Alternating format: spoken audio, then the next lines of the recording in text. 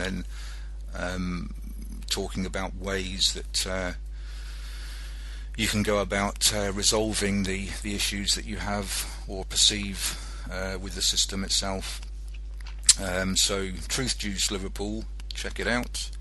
And I believe every Sunday there's a regular meet-up over in Ireland for the Irish listeners, which I think usually gathers quite a good number. But if you haven't been yet, make the effort. You know, the time is now.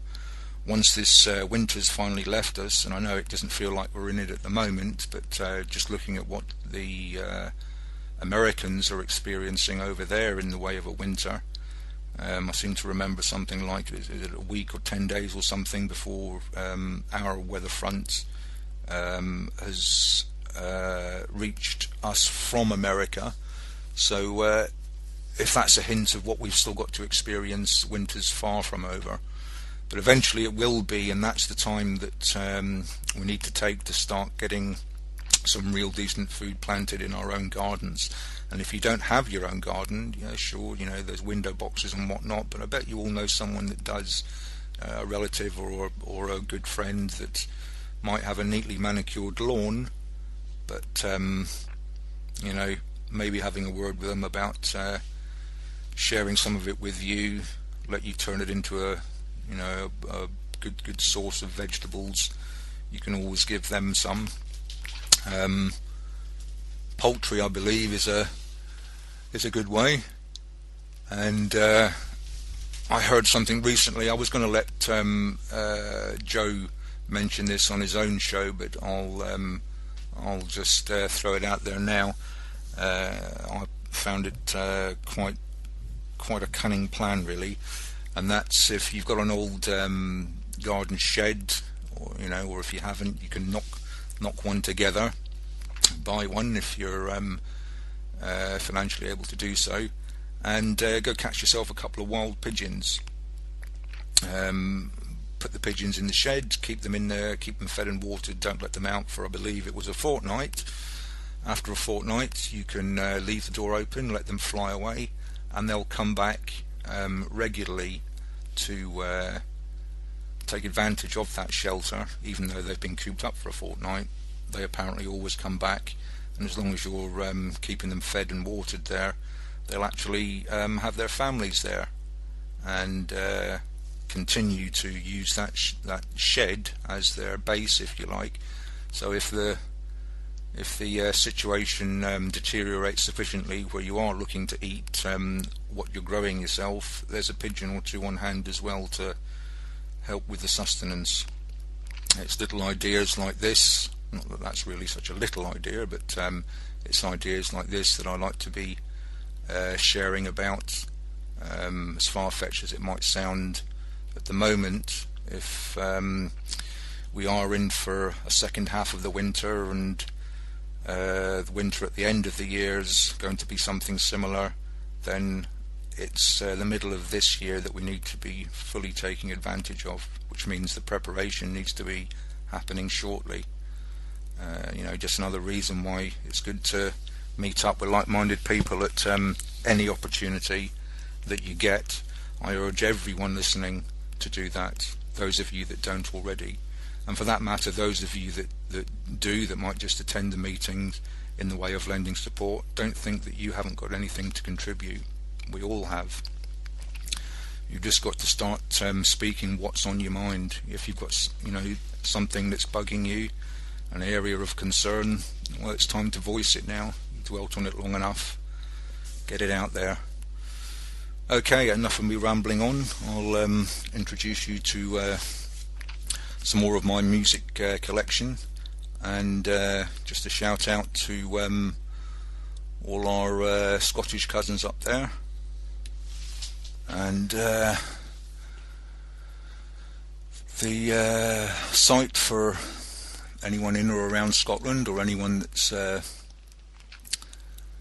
looking to become part of the clan. It's Scottish Sovereigns on the Land .ning.com. Okay, If you have any requests for music, you can keep them to yourselves for the time being, because my music selection's not not that well organised at the moment, but as time goes on I'll be able to take requests as well. Welcome back. This is tnsradio.com, and that was Runrig, Loch Lomond, special request for Scottish Sovereign Gary. Okay, back to the curative talk. The whole vaccination principle is a very, very important one.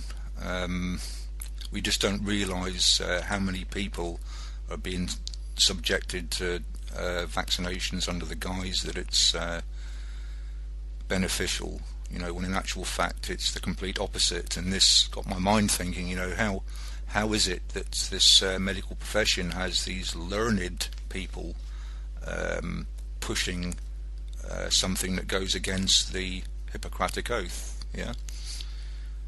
Number one on the Hippocratic Oath, cause no harm. Well, there's more than enough evidence that vaccines do indeed cause harm. So what is it that allows these people to wholeheartedly push the supposed benefits of vaccines?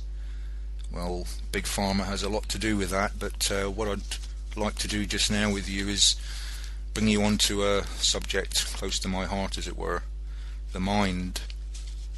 One of the reasons my chat handle is Mr. Curative is because a few years back in the late 1990s I embarked on a slight diversion to my career as a plumbing and heating technician. I hesitate to use the word engineer there, because as far as I'm aware you actually need a university diploma to call yourself an engineer, but apparently British Gas must have an awful lot of university attendees, because they're all engineers, allegedly, but technician fits the bill more closely.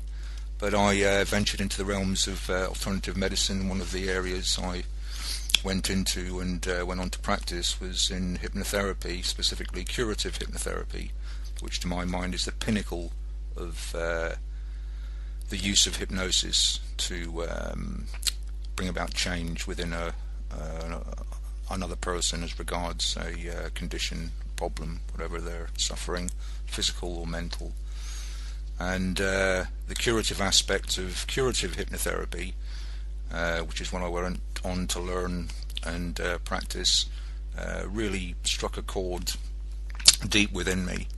And it operates on the principle that to cure or to fix, we want to word it, because we have to be careful about using the word cure. You're not actually allowed to use the word cure in the UK. Publish anything that contains the word cure and they'll pounce on you quickly, like they did with me a few years back. I stood my ground on it, mind, and they promptly pulled my ad, so there you go. Backing it up with written accounts from the patients themselves carries some weight, but ultimately it's the decision of the the Advertising Standards Agency, and you're not allowed to say cure anymore. However, the only way to cure any problem is to first find and then fix the cause of said problem.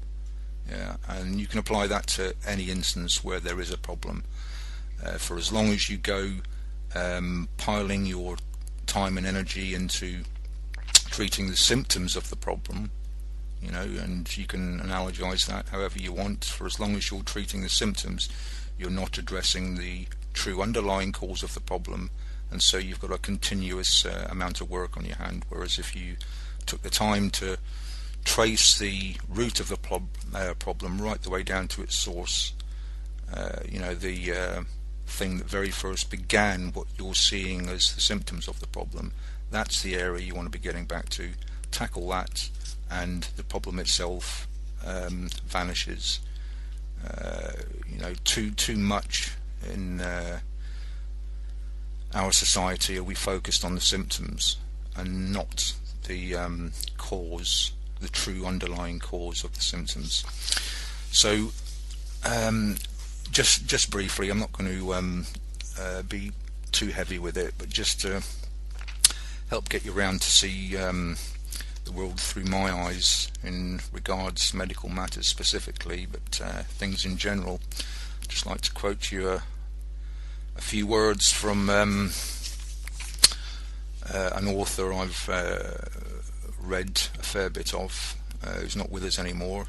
Unfortunately, just after I became aware of this guy and started reading some of his books, he up and died. So not a future guest for me on TNS Radio, but I would like to recount some of his thoughts for you, which I think are very pertinent. And I'll start with a quote that he himself thought worthy of inclusion in one of his books. And the quote says, "All that we are is the result of all that we have thought. It is founded on thought. It is based on thought." And that's Buddha, who left us with those words, Dhammapada, if that means something to you guys out there. And to give you a bit more of an insight into how that relates to what I'm talking about, I'll just give you a little account of a guy known as William James, who's accepted as being the father of American psychology. And he tells of a meeting with an old lady who told him the earth rested on the back of a huge turtle. And turtle, talking about turtle, walking turtle, I convened briefly with her yesterday, I think it was. She's doing a show on Saturday covering beer as a medicine, which made my ears prick up. So walking turtle, Saturday, beer as a medicine, folks. There you go, as if we needed any excuse. Certainly not the Southern Irish. You're not looking for an excuse to have a drink, and God bless you with it anyway. So back to the mind-related talk.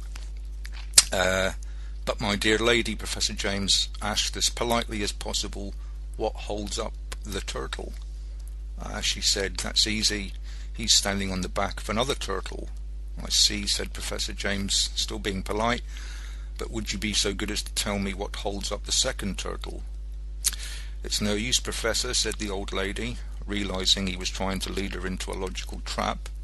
It's turtles, turtles, turtles all the way down. And don't be too quick to laugh at this, little old lady, because all human minds work on fundamentally similar principles. Her universe was a little bit weirder than most, but it was built on the same mental principles as every other universe people have believed in. As Dr. Leonard Orr noted, the human mind behaves as if it were divided into two parts. And this isn't so much the left brain and right brain as we've heard a lot of people discuss in recent years. This is in to two parts. He refers to as the thinker and the prover. And the thinker can think about virtually anything. History shows that it can think the earth is suspended on the back of infinite turtles, or that the earth is hollow, or the earth is floating in space. Comparative religion and philosophy show that the thinker can regard itself as mortal, as immortal, as both mortal and immortal, the reincarnation model, or even as non-existent. That's Buddhism for you. It can think itself into living in a Christian universe, a Marxist universe, a scientific relativistic universe, or a Nazi universe, among many other possibilities.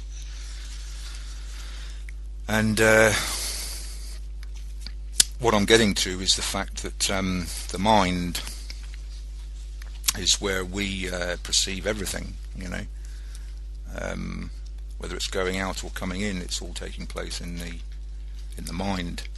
And if a thinker thinks, for example, holy water from Lourdes will cure its lumbago, the prover will skillfully orchestrate all the signals from the glands and the muscles